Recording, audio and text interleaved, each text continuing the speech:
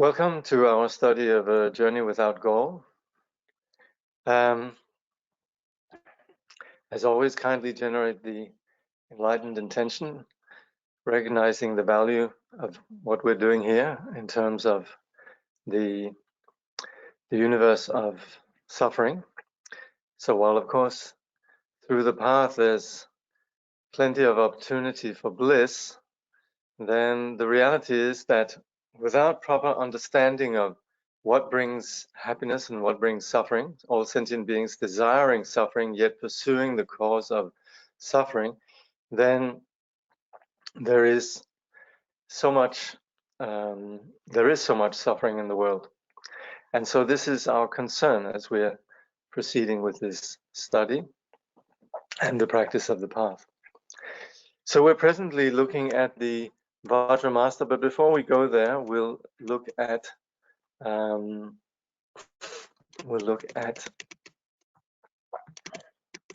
the crying to the gurus from afar, by Jamgon Kongtrul.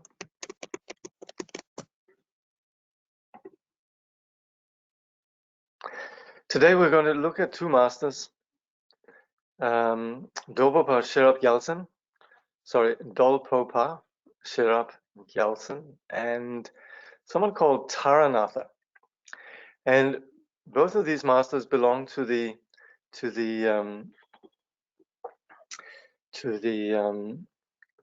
basically what we call the Jonang tradition, the Kala Chakra tradition.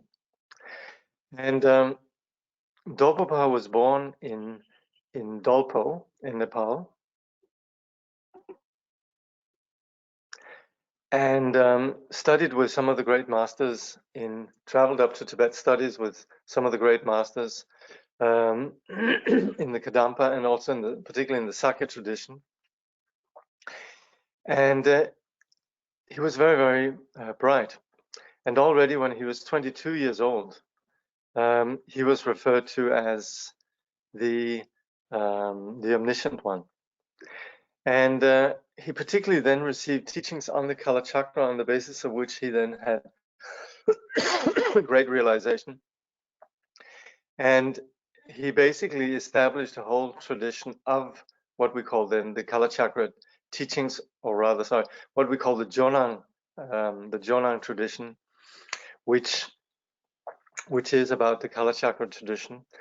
And this tradition particularly emphasizes the third turning of the wheel as the ultimate truth. So while Dolpopa's view endorsed the teachings on emptiness, particularly his view was what we call shentong, or empty of other. He would assert that while reality is empty of confused phenomena, the phenomena of enlightenment have inherent existence. They are reality. And you can say there's a lot of value in that, because otherwise what would be the point of enlightenment, right? If enlightenment wasn't real. But there's a possibility of a little bit of a squabbling, and down through the ages, actually, there was some persecution really of the Jonang tradition, because some of the traditions in Tibet maintained that emptiness could never be something that could be, or you could say that the nature of reality could never be understood in terms of something absolute, and that the ultimate teaching on emptiness of the Buddha, the ultimate teaching of the Buddha, is about emptiness. To sort of cut a long story short, very much what we have in the case of nowadays and the view of Jamgon Nipam Rinpoche, we would say that all phenomena definitely are empty, and yet they are also equally endowed with the core of, you could say, awakening and wisdom. And so at the heart of all phenomena lies the nature, the pure nature, and yet this nature is not something that's tangible. So we have then, in this sense, we would say both the second and the third turning of the wheel is equally viewed as the ultimate teaching of the Buddha. But Dolpopa's tradition has a lot of value, and it would be very sort of flippant of us to sort of just say, oh yeah, well, that's just clearly confused. Why was he why was he so insistent on this point? And that's where I think we should just step back and just say there's probably some reasons for it, and certainly in the there's a lot of arguments for the validity of this. But it is a fact that this tradition was actually persecuted, and it's only in recent time then that the Jonang tradition really has had a big revival, and actually particular with a lot of support from Tsongsa Khyentse Rinpoche. So we do nowadays have quite a you could say a presence of the Jonang tradition, and certainly in Tibet this was a very important tradition, and in fact also Jamgon Kongtrul shared the view of Trungpa. So in that sense, it's not as if this view ever sort of disappeared in any way. But you could say it's really just the difference in emphasis, and also what we would sometimes say it's really a question of the connection, the karmic connection of persons, and so forth. The teacher being aware of the skill, or rather being aware of the nature of the students that various teachings might be emphasized more or less. Anyway, Trungpa Sherab Gyaltsen is somebody who, when he was living, had enormous impact in Tibet. And also then, later, then Taranatha was somebody who revived the Jonang tradition. Trungpa lived in the, he was born in the late 1200s, so he lived basically in the 1300s. Taranatha lived in the 15 and 1600s, so quite several centuries later. But he was very much then responsible for reviving Trungpa's teaching, and also Taranatha was someone who also incredibly learned. Actually wrote one of the big histories of Buddhism, something that's translated into English. It's called Taranatha's History of Buddhism. Which was translated in the 19th century by some Russians, and also into German. It's also been translated into English. But Jetsun Taranatha was famous for his first of all his great learning, and then also from the his practice, his accomplishment, and his great activity for sentient beings. So these two masters then we are invoking here. So, omniscient enlightened one of Trungpa, think of me, look upon me from the realm endowed with all the supreme aspects. Help me to still the shifting breaths into the central channel and attain the immovable Vajra body. Jetsun Taranatha. Jetsun Taranatha, think of me, look upon me from the realm of the three mudras. May I tread the secret Vajra path unhindered and attain the rainbow body in the celestial realm. Now, of course, all these masters that we hear about here, it's a bit like if you just sort of in the passing hear about Nelson Mandela, Mahatma Gandhi, George Washington, Albert Einstein. You know, you could talk about these different people just, you know, like that, and you could sort of sum up 4 lines, but it's only really when we are familiar with their life story that we realize what incredible heritage we have. And so with the invoking of these masters, I certainly aspire to pursue studies and read the life stories of these great masters, simply because the reading of such great masters has an incredible impact in terms of one's path. The more one reads about their life and their liberation, the more actually you have a sense of the greatness of the path, and also you wouldn't really see these as external. You would see these as persons that manifested something that's basic to all of us. So we share something with these. We're not looking at them as like interesting phenomena out there. So Jamyang Khyentse Wangpo, he was famous for saying, as he grew older, he says, at this time I have no desires. The only thing that I really enjoy doing is reading the life story of the great masters from the past. So certainly reading about these masters, I aspire to read more about their lives. And of course, we just have 3 or 4 lines here about their lives. So this is then Trungpa Sherab Gyaltsen and Jetsun Taranatha. By the way, let's just see what the Nalanda Translation Committee have to say about these Trungpa Sherpa Gyaltsen is the founder of the Jonang school, which mainly emphasized the color chakra. Sorry.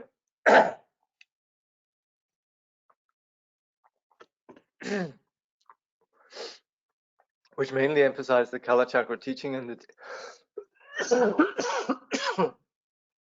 the teaching of the Tathagata Gaba, which means then the third turning of the wheel. The Shentong emptiness of other view of Madhyamika that the Jonangpa evolved was quite controversial among the mainstream adherents of the Rangtong empty of self view.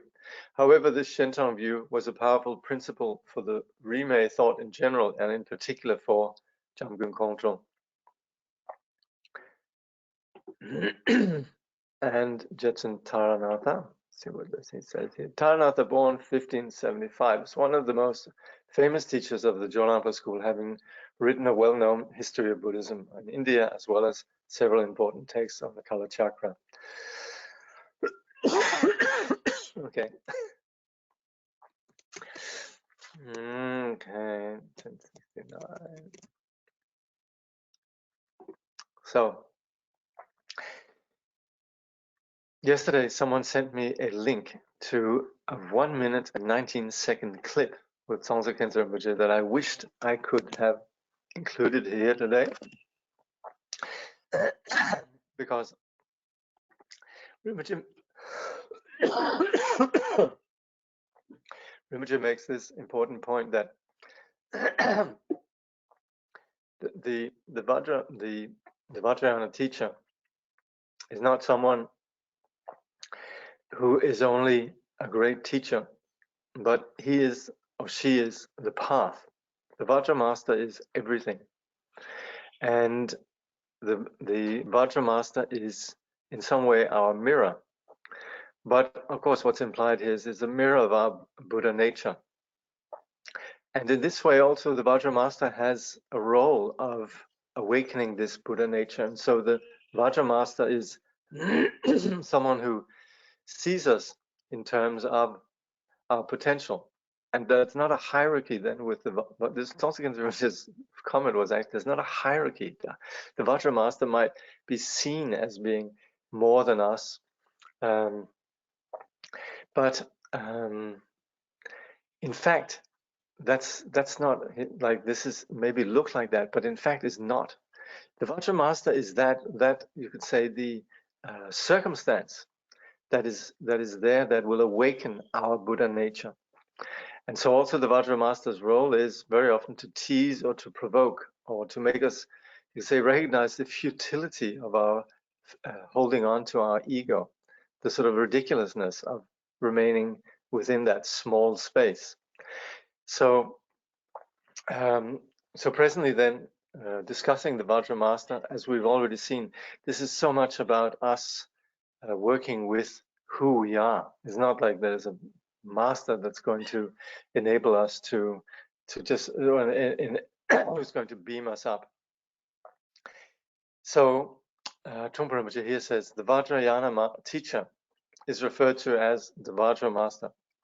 The Vajra master is electric and naked. He holds a scepter in his hand called a Vajra, which symbolizes a thunderbolt. The teacher holds the power to conduct lightning with his hand. By means of the Vajra, he can transmit that electricity to us. If the cosmos and the student are not connecting properly, the Vajra master can re-spark the connection. In this sense, the teacher has a great deal of power over us, but not such that he can become an egomaniac. Rather, the teacher is a spokesman who reintroduces us to the world. He reintroduces us to our world. And this is then where we could talk about the Vajra master as the manifestation of our awakened nature. And in fact, pointing, provoking, nudging us sometimes, and sometimes slightly more, you could say, assertive than just nudging,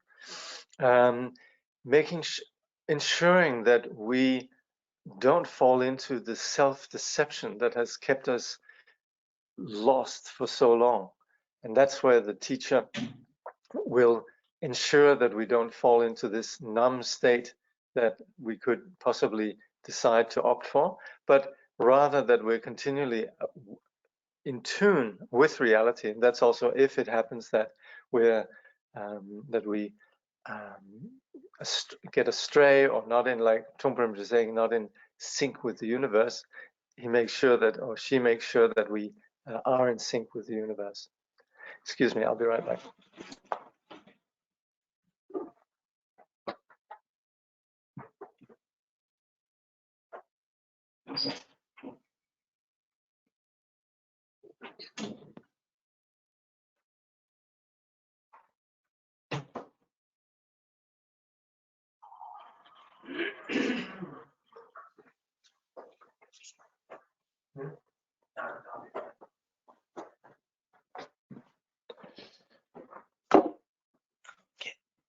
So, Trungpa says the Vajra master is like a magician in the sense that he or she has access to the cosmic world and can work with it, but not in the sense that he can turn earth into fire or fire into water just like that.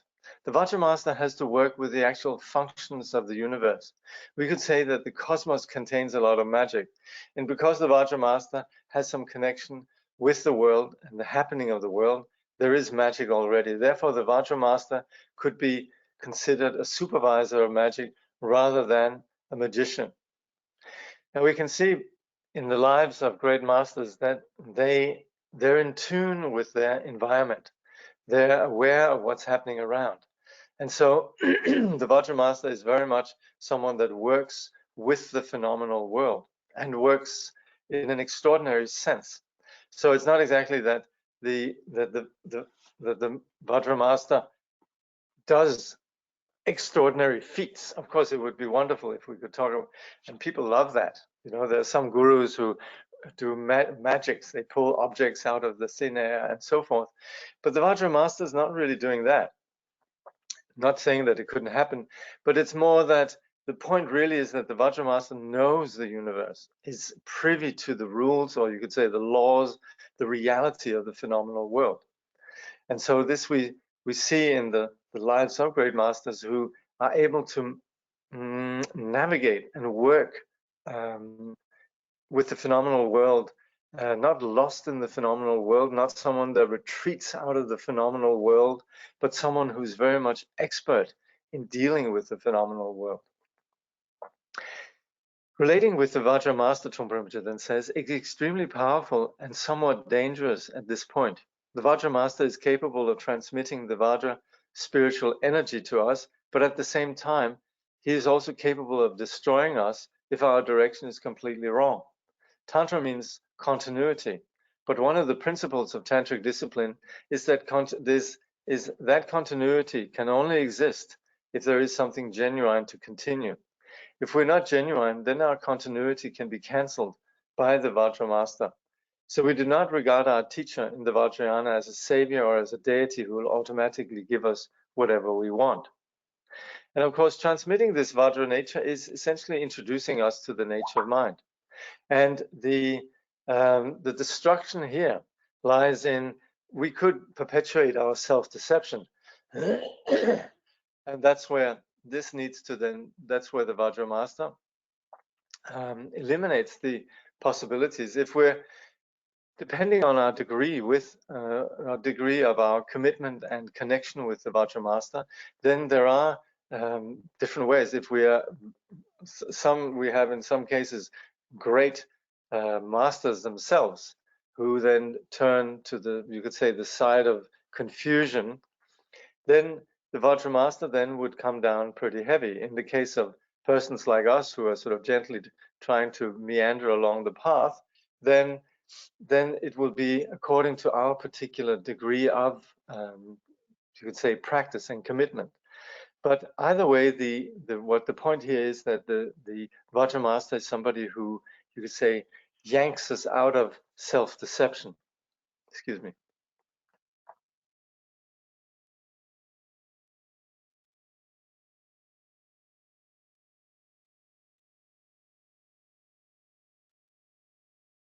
Okay. The Vajra master could be quite heavy-handed. However, he does not just play tricks on us whenever he finds a weak point.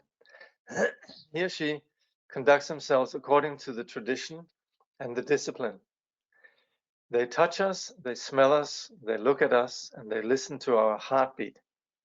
It is very definite, deliberate process done according to the tradition of the lineage. That process, when the Vajra Master looks at us, when he listens to us, when he feels us, when he touches us, is known as Abhisheka, or empowerment. So this is where the Vajrayana Master introduces a very real dimension of relating to us, and that is giving us empowerment. And so while empowerment sometimes is seen as a ritual, it's a place of us being touched in the sense of our ordinary notion of I am so-and-so with my particular interesting flavor, and I'm very much that, is actually a place where we begin to yield. And rather than being fixated on ourselves, we're actually touched to the degree that we're even overwhelmed, or we're really deeply impressed with the teacher. And at that point, the teacher's, you can say, nature is that which really is the focal point. It's not that we are no longer relating to what we are. In fact, the point is that the teacher wants us to relate to what we are, but there's a sense that our entire being is, you could say, overwhelmed or touched or permeated by this presence of the teacher. And this is what we call blessing. And it's on the basis of that then that the teacher begins to relate to our physicality, our verbal dimension, our psychological dimension, and then shows us a whole dimension of greatness that's innate to who we are. That, of course, is already premised that there has been some process on the path that we have understood the view, the science of the teaching, that we actually have an understanding of reality. Recently, I heard a Buddha say, "Oh, these people, they don't need to study the Buddhist philosophy." And this made me so sad, because there's sometimes people think that studying the Buddhist philosophy is some sort of philosophical, like cerebral enterprise. It's not. It's about understanding the reality that we're living in. And it's about understanding the conditions for our reality and understanding what it is that really the universe is made up of. And that's where we, in our modern world, we are sadly equipped with a science that is constructed by very unenlightened persons. Certainly persons that are very good at, you could say, working with the material world. And, you know, we have all sorts of wonderful gadgets, that's for sure. But without actually understanding the nature of reality, without actually the cognitive veils being removed, we don't really have a science that really talks about what the nature of reality actually is. And this is what we have in the teachings that we call Madhyamaka, Prajna, Paramita, the teachings on emptiness and so on. These are not religious or philosophical topics. These are inquiries into the nature of reality and essentially expositions of how our world is put together. And sadly, when people go off to some of the institutions of learning in the modern world, it's almost as if they become brainwashed with a particular view that not only is about the, you could say, the exclusively operates with the superficial aspects of the material dimension of the world, but also because of the weight and authority of these institutions, very often such persons become almost sort of you could say, completely, how do you say, impervious to other views, unable to accept other views. And of course, what we're talking about in the Buddhist teaching is a far vaster insight into the nature of the universe. And so that's when we, in our culture, we are educated. We are so often, or we are generally educated within a materialist view that limits really our understanding of reality.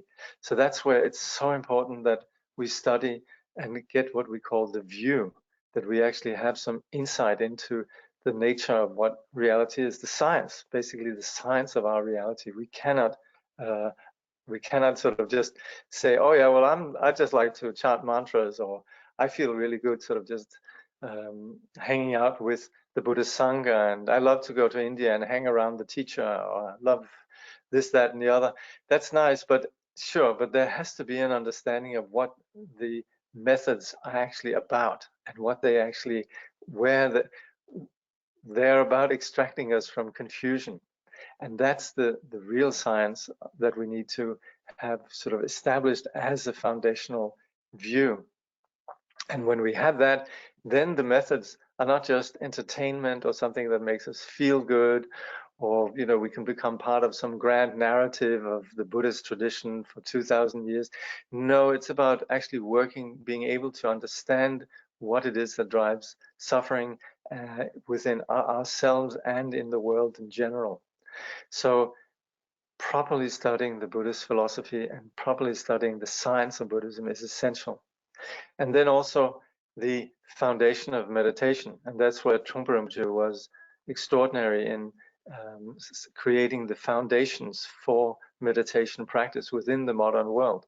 And actually, you could say, formulating the tradition of meditation in the modern vernacular, the modern language.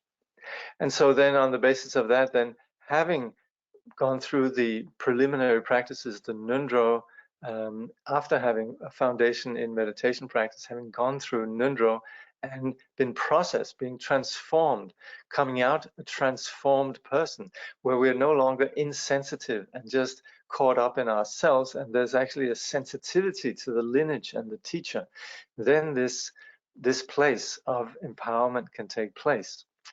Trungpa Rinpoche then continues, Abhisheka is sometimes translated as initiation, but that does not actually convey the proper meaning. As we discussed earlier, Abhisheka is a Sanskrit word that literally means anointment. It is the idea of being bathed in holy water that is blessed by the teacher and the mandala around the teacher. However, Abhisheka is not an initiation or rite of passage in which we are accepted as a member of the tribe if we pass certain tests. In fact, it is entirely different. The Vajramaster empowers us, and we receive that power, depending on our own capability and the capability of the teacher. Therefore, the term empowerment is more appropriate than initiation, because there is no tribe into which we are initiated. There is no closed circle. Rather, we are introduced to the universe. We cannot say that the universe is a big tribe or big ego. The universe is open space. So the teacher encounters us to encounter our enlarged universe. At this point, the teacher acts as a lightning rod. We could be shocked or devastated by the electricity he or she transmits to us. But it is also possible that we could be saved by having such an electric conductor. So empowerment is, again, empowering our intelligence, empowering our compassion, empowering our goodness. And it's on the basis of understanding the value of this, understanding the foundations of this, having the trust in this, which is an understanding of the Buddha nature, the awakened potential, and also knowing what it is then that the empowerment purifies, knowing how we are eliminating our confusion. And again, this is where we need to have a view. We need to know what we're doing. We need to have studied the science. We need to have experienced it. The science of Buddhism is not theoretical, it's about experience. And so when we understand how confusion exists within ourselves and what it does to us, how it creates suffering, how others similarly perpetuate their own suffering, it's then that we can see the value then of applying the remedy, which is then the empowerment and the path of that empowerment. And this is where we're opening up to a vast universe. This is where the universe has been obscured so far. And that's where the teacher, as a lightning rod, introduces us to something that's beyond what we've known so far. So we would say the ground is this pure nature. The path is where we eliminate what obscures this pure nature. And then the result is the fully manifesting, having been reintroduced to the nature of the universe it's then manifesting awakening.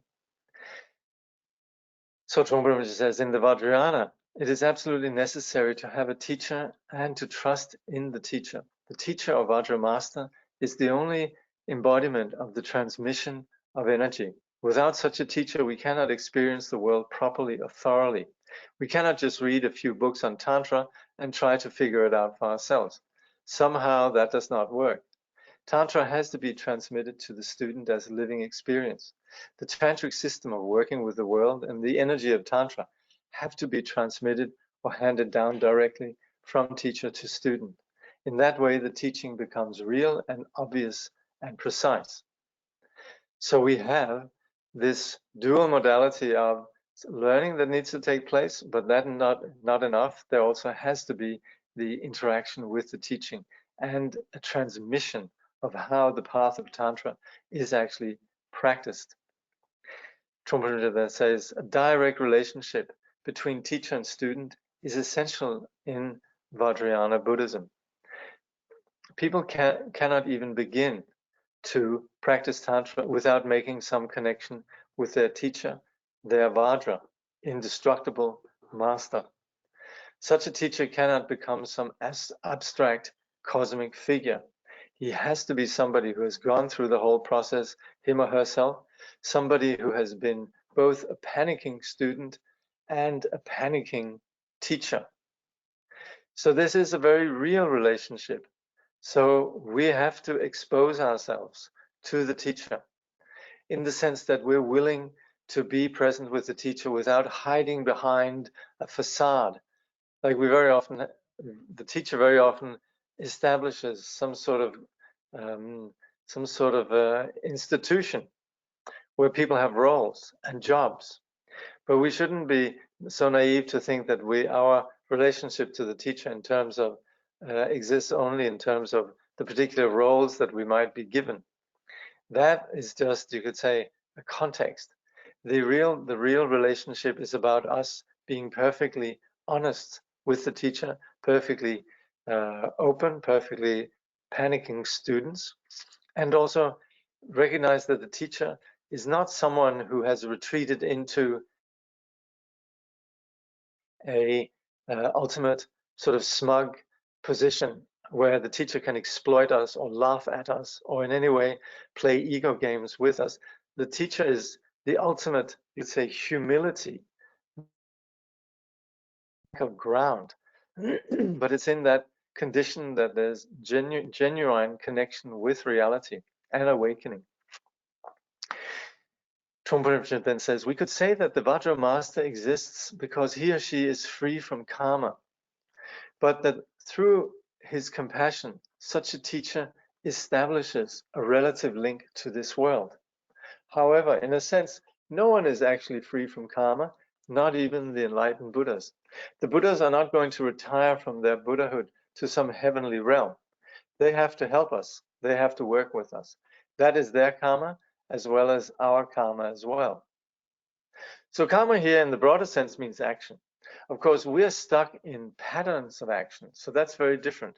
We're not really acting freely. We act according to our particular habitual patterns and the patterns that our impulses that are driven by our confusion have laid down. The karma of an awakened person is the compassion that interacts with the world. So that's where we have karma then in the sense of Buddha activity. For example, as in the name of the Karmapa, somebody who acts and manifests enlightenment. So that's where for the enlightened one, there's no sense of retreating into some heavenly realm. The nature of the Buddha is continually manifesting, exactly according to the needs of sentient beings. Trungpa then says that is one of the interesting differences between the theistic and the non-theistic approach. In the theistic approach, when we retire from this world, we go to heaven. Once we are in heaven, we do not have anything to do with the world. We have no obligations, and we can be happy ever after. But in the non-theistic tradition, even if we attain the state of liberation or openness, we still have debts, because the rest of our brothers and sisters in the world are still in trouble. we have to come back. We can't just hang out in nirvana. So this, of course, already at the time of practicing the path, we're already aware that the path will never be about us retreating into some comfort zone.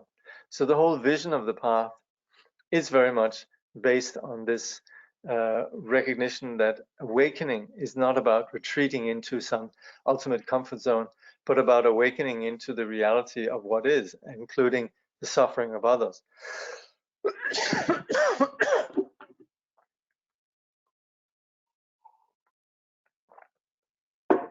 This is so funny. I don't know what this is. It's a bit as if somebody was cooking with, curry in the kitchen. And, you have the spice that sort of gets in your throat. It feels just like that, but there's no, spice being cooked here. I don't know what's happening. Anyway, it's not as if I have a cold, I don't think. Anyway, so the Vajra Master is a human being, someone who has a karmic debt to pay as a result of the intensity of his or her compassion. The Dharma cannot be transmitted from the sun or the moon or the stars. The Dharma can only be transmitted properly from human to human. So there is a need for a Vajra Master who has tremendous power. Power over us, power over the cosmos, and power over him or herself, and who has been warned that if he misdirects his energy, he will be cut down and reduced into a little piece of charcoal. Now, the notion of transmission, of course, if we read actually in the life of Dolpopa and Taranatha that we were just discussing, they continually had visions of Shambhala. These were masters of the Kala Chakra. So they were very important for the Shambhala tradition, and they themselves would travel to Shambhala, have visions of Shambhala, and so forth. And so that's where, and certainly there are some notions that there's subtle realities beyond what we normally sort of think of. But these are not realities that are extrinsic to us. They come from you could say, the deepest depth of our being as it is presently, what we could call the Sambhogakaya, or the pure realm, so on, which is deeply embedded within our, you could say, humanity or our being. But presently then, not having, you could say, not being that sensitized and being somewhat numb and obscured, then we need to have someone who relates to us in our language. Like Tsongsa Khensa Rinpoche, you need to have a teacher who, just like you, likes pizza.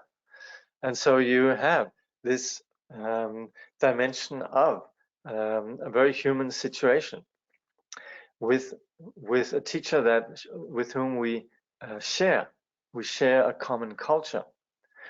And still, of course, we're aware that the teacher rules the universe and that the teacher has incredible power. But also this power is not something that could ever be abused. And even if it ever was abused, that would, of course, result in a complete, you could say, self-destruction. So that's why we could say there's no question that the teacher, the genuine teacher, would ever do that. It's extremely important to have a living Vajra Master, someone who personally experiences our pain and our pleasure. We have to have a sense of fear and respect that we are connecting and communicating directly with Tantra. Making that connection is a very special thing. It is extremely difficult to find a true tantric situation and to meet a true tantric master. Becoming a true tantric student is also very difficult. It is very difficult to find the real thing. I think here it's quite important for us to realize that this doesn't mean that we all of a sudden find ourselves in the sort of the higher part of the Ganges in some cave up in Gangotri, or that we are in Tibet or in the Himalayas or in China or somewhere incredibly esoteric, and then there's a unique situation between just us and the teacher, maybe just with a select few people that we deem to be cool enough to be part of this. The tantric situation is about our openness, and I think we're going to be looking at that, but we shouldn't think that it's about external circumstances. Again, this could very well take place as we're sitting in the 80 89th row in a big auditorium with the teacher up in front, sort of, with a video screen and all of that. So the difficulty of finding the real thing has so much to do with our own circumstances. So by the way, this is then, I think, if I remember correctly, Kala Chakra, and it's one of the, I think it's something that was owned by the Trungpa Tukos. And also some of these statues, I've seen some of these statues, some of them are incredibly old. I don't know this one here, but I'm seeing one of Chakra Samvara, which was part of the you could say the Labrang from Tsongsa, and also which dated back to the 9th century or something like that. Incredible gems. So so now we'll look next chapter. Then we'll look at visualization. See if there's any questions at this point. Morning. Can you please spell the name of this tradition? Okay, I shall. I think it's in there, but I'll write it. The Chögyam tradition. Yeah, Chögyam. So we had two masters here of the Chögyam tradition. We had Trungpa, Sherab Gyaltsen. I couldn't help think that this Tanka somehow he looks like somebody out of South Park. But it is actually said, there's a place where it says this in biography, as he passed away, he just sat with his eyes sort of staring straight into space. But this, of course, is very often we see Vajrayana masters portrayed with their eyes wide open like that. And this is then Jetsun Taranatha. Yeah. Continuity. Everything is impermanent. What is capable of continuing? I really don't understand. We could say the impermanence is continuous. You could even say the discontinuity is continuous. So there is something that's always there. Our experience is not something that's created. It's our experience, our consciousness. It does not fall into the realm of something that is constructed or actually attains any kind of physical reality of any kind. There's nothing about our experience that has anything that we can say is solid or inherently existent. And as such, then, it's something that has never fallen into this, what we call the extreme of existence. And for that, because also of that, it doesn't fall into the extreme of could be something that goes non-existent. So this absence of what we call extremes, this existing beyond these concepts that only exist as concepts, which are the concepts of existing, not existing, that lack of having anything about it that can be, you could say, objectified as inherently existence, is why we would say the mind is unborn. It hasn't gone ahead and become something that is produced. And for that reason also, it's unceasing. And ultimately, we would say it's something that doesn't fall under the categories of birth and death. And that's why we talk about continuity. And in this way, our mind and the phenomenal world is like that. And that's where we talk about a continuity. And this is what we're talking about here is the nature of reality as it is. And this is what on the path, we're removing that which veils us from experiencing this reality. And that's where presently we do operate with the notion of existing, not existing. Here I am, soon I'll be dead, and so on. So we are sort of operating with this notion of existence, non-existence. I had this, now I don't have it anymore. We attribute solidity to things that actually don't have any solidity, both in terms of the phenomenal world and in terms of our mind. And that's where we need to see how the nature of reality is beyond the ordinary limited way that we see things. And it's within that we then can begin to speak about the continuity of this unborn reality. And that's what we mean when we're talking about, say, the luminous nature of reality, Buddha nature, and so forth. To see Buddha nature and the notion of mandala reality, mandala deity and so on as some sort of solid reality, that's missing the point. We have to have that understanding, even just intellectual understanding initially, but we need to have that understanding of that it doesn't fall into the these extremes of existence and non-existence. So does that mean that even past Buddhas like Buddha Shakyamuni or Dipangapara are still manifesting somehow or acting? Well, we would say that their resolve and their bodhicitta and their compassion is ever manifesting, but it'll manifest according to the dispositions of sentient beings.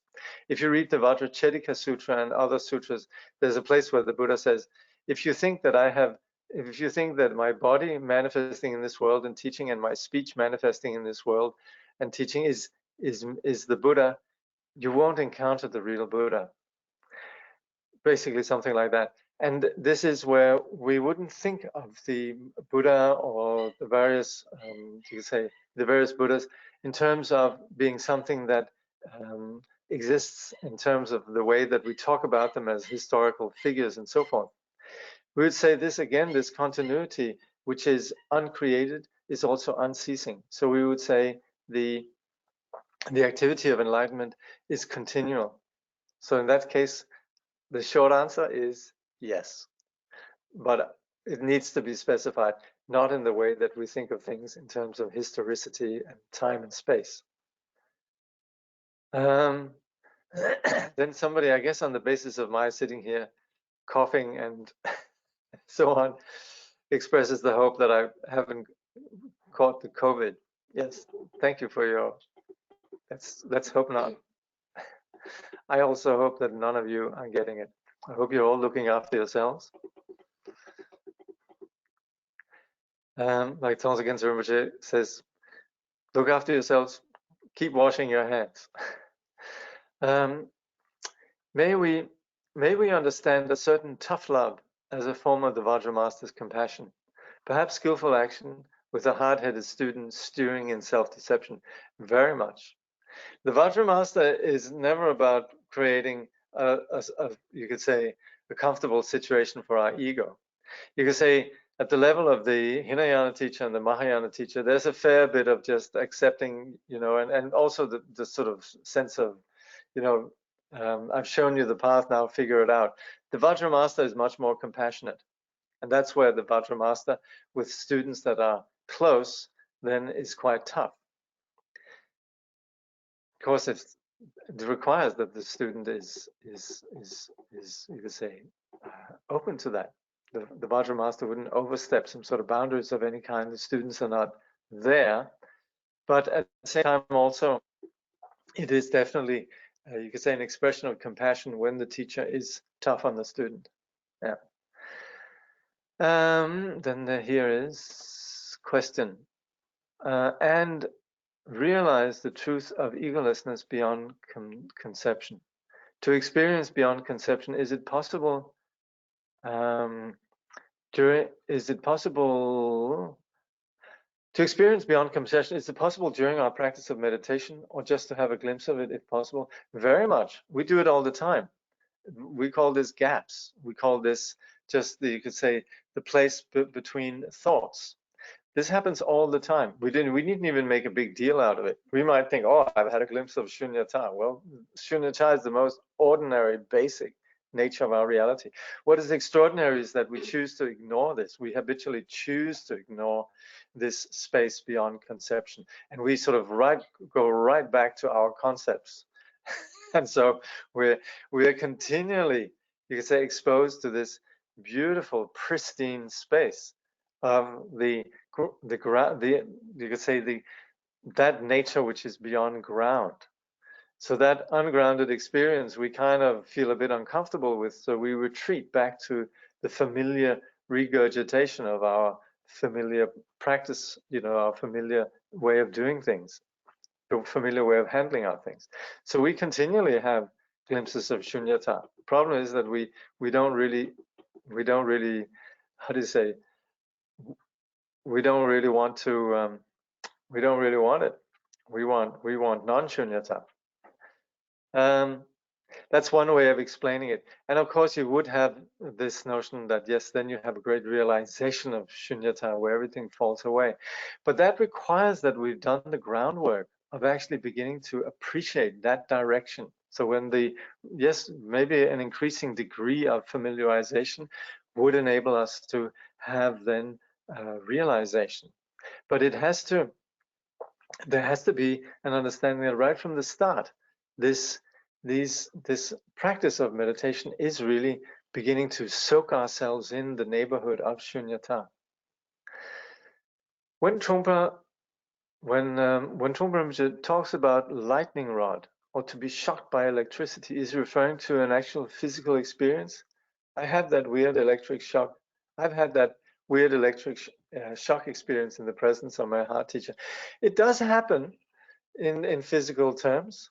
We're different. You know, it can shock our physical dimension. It can shock our psychological dimensions. Of course, the deeper psychological dimension is more significant, but it also does happen that we have, you know, I've seen people who fainted actually, you know, out of sheer devotion. So that happens for sure. Oh, somebody, thank you. Actually, somebody else was suggesting that a spoonful of honey. Very sweet. Thank you. Jakob, is the dog that had the operation okay? Thank you for asking. I think the recovering, right? Still having a tough time, and still sort of shaking, and yeah, no, it's still very much recuperating and difficult. It was a big operation, but going in the right direction, yeah, yeah. But thank you for your prayers. Could you please clarify the part about not retreating into comfort zone? I'm always confused about that.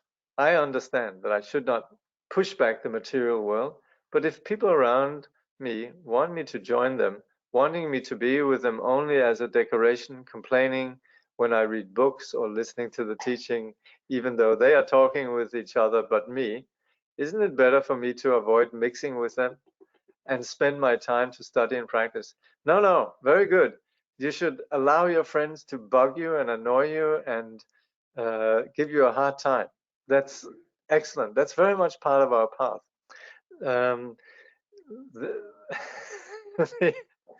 We are when we're studying the Dharma, we're reading about, you could say, basically proposing a wider vision.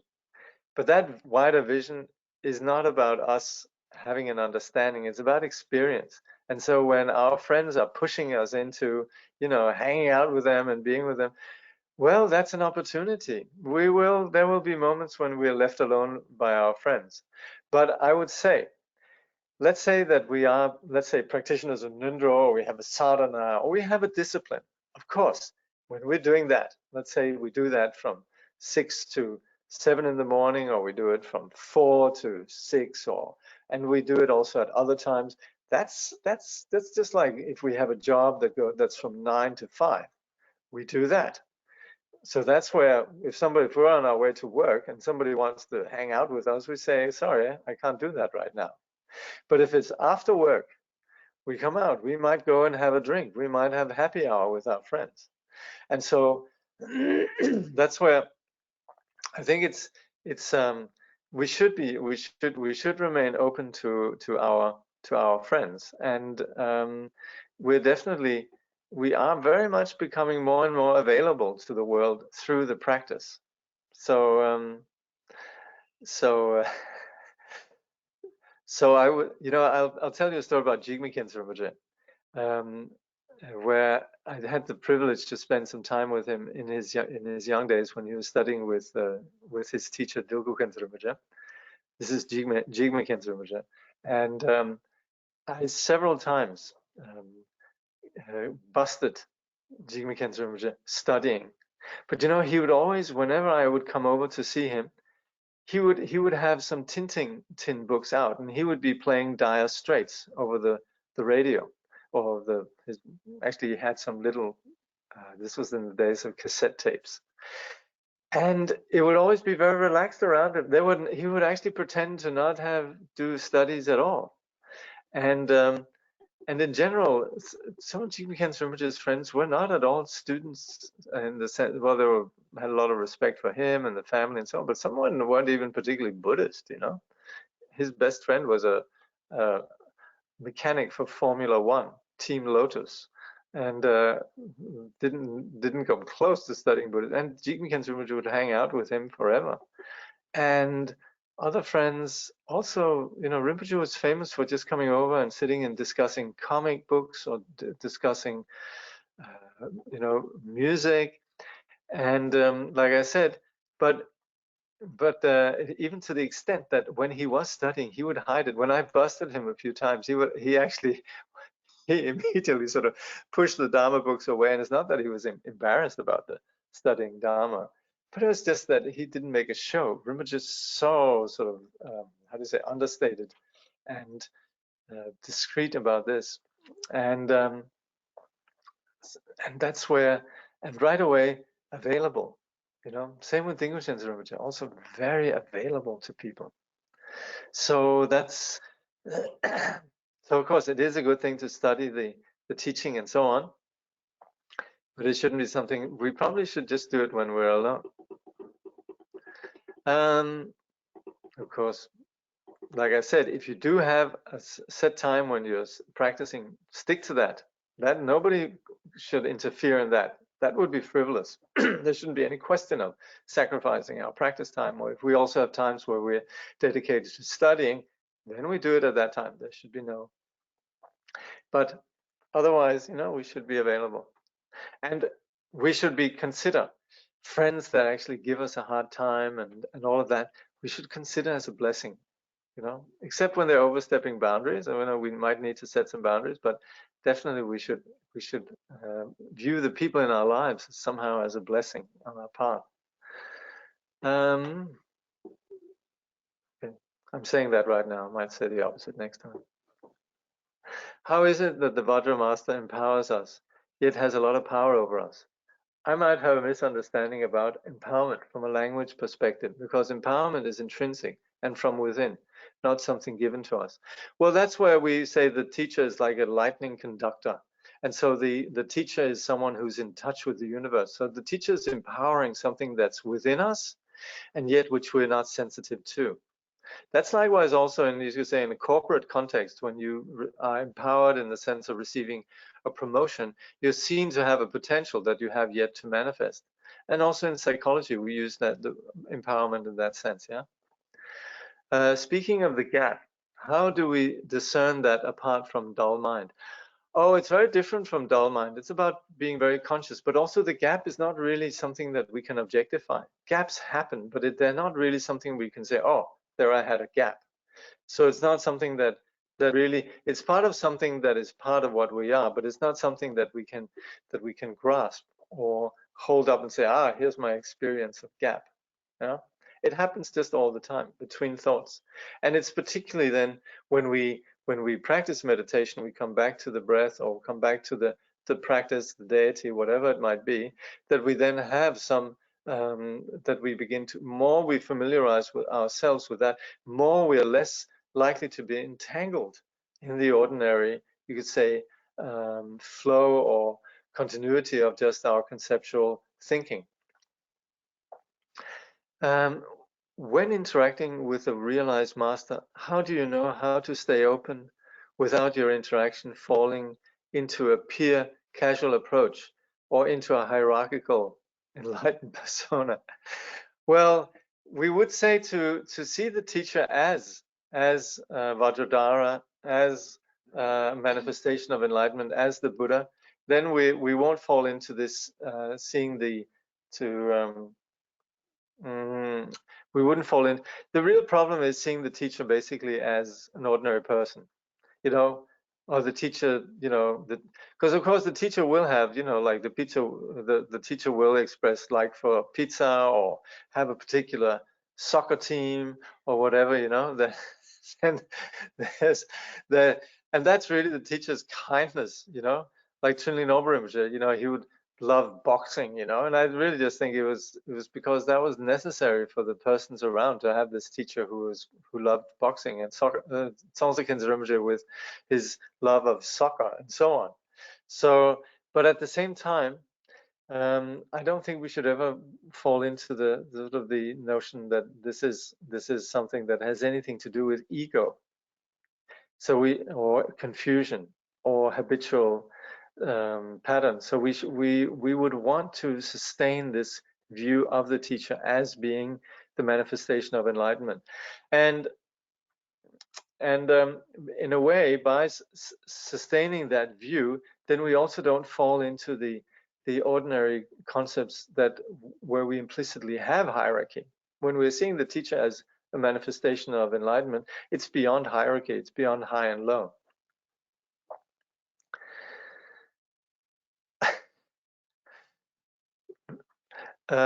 What's the dog's name? Deva. So you can keep Deva in your prayers. Dewa. Dewa. Yeah. Hi, teacher. Which practice can help people? Which practice can help people want to renounce everything? Well, we should understand what we mean with renunciation. That is, the Tibetan word is nginjong, which means uh, determination to be free. Ngeparjongwa means basically determination, but it's about no longer being distracted by that which is not helpful. So, for example, we can understand how anger is not helpful, and how greed or ambition or the sort of ordinary habitual patterns, how they're not helpful. So that's where we basically, through the practice of the path, we become more powerful in our practice of renunciation or determination. But in terms of the preliminary practices, then we have what's called the thoughts that change the mind, reflecting on precious human rebirth and its uniqueness, impermanence, that life doesn't last, that as long as we're caught within delusion, we're going to be perpetuating continual rounds of suffering. And so these kind of reflections, they enable us to become increasingly determined. So the short answer is, which practice can help people want to renounce everything?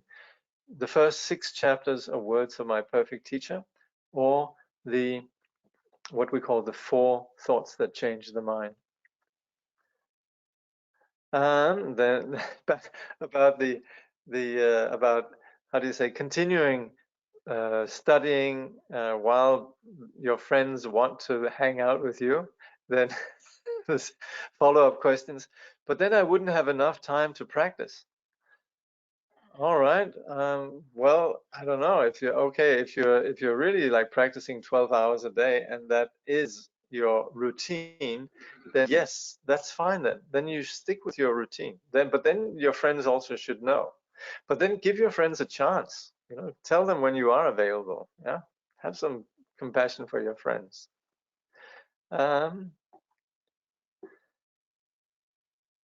What's it called? Was Jigme Khen's Rinpoche playing Why Worry when he studies? What's Why Worry? Oh, Dire Straits. Oh, yes, he would definitely have been playing that, I guess.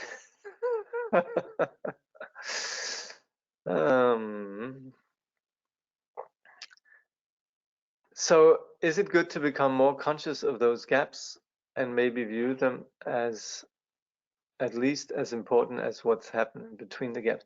Well, that's where it could become tricky if we begin to sort of objectify them in the sense of becoming conscious and viewing them as important. It's more that there's less of a.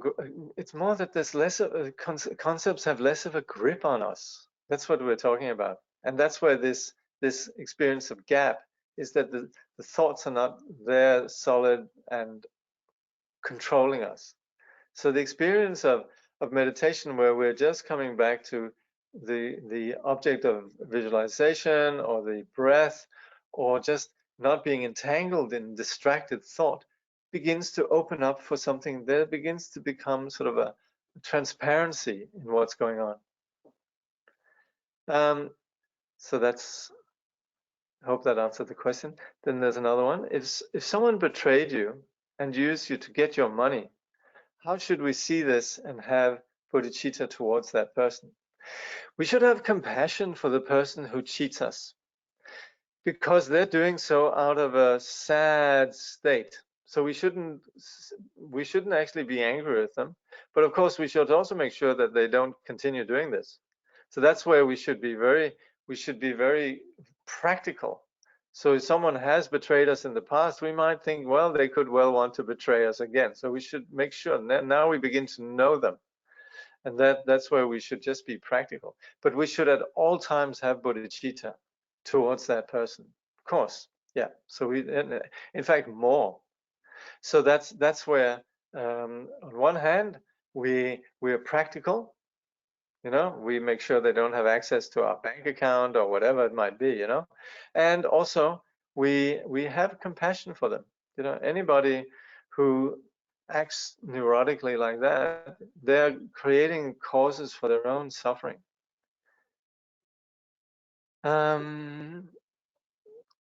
Okay, then about still the friends, the imposing friends. All right, thank you. I do help them if they need help, though. That's good. And remember, they're helping you also by bugging you. How does one associate between a Vajra master and maybe other Buddhist teachers that are not your personal Vajra master? Oh, that's all right. There's Tsongtsen Rinpoche particularly, actually, is very always encourages people to study with different teachers. So we should be very sort of, how do you say, respectful towards other teachers. And if there's a teacher there that you don't appreciate, then you don't study with them. But if they might, gosh, we come across all sorts of helpful advice that might not necessarily come directly from our Vajra master. So we talk about what's the Vajra master of the root guru, and then we can also have other teachers as well. So we could just see them as you could say manifestations of our Vajra master. Yeah. All right. Okay. It seems we reached, how do you say, a resolution with regards to the imposing friends. So that's good. Okay. And thank you all for your prayers for Dewa, who's recovering.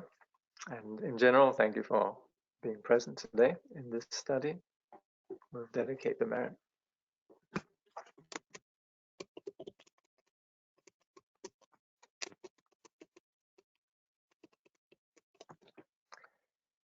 Through this virtue, may all beings throughout existence awaken together without a single being left behind. In the pure realm of the luminous essence, the ground of the great perfection, may they remain inseparable from the kayas and wisdoms.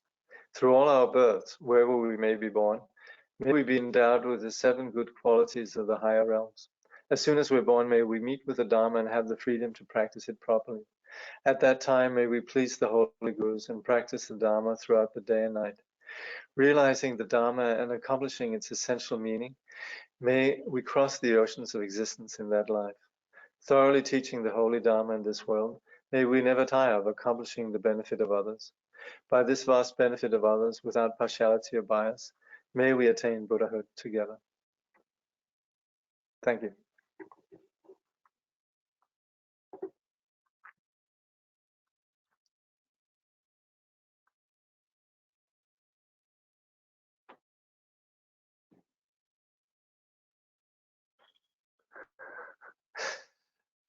There's a last piece of advice about taking a spoonful of honey. Thank you very much. And further wishes for Deva's recovery. Yeah. Okay. Thank you. See you soon.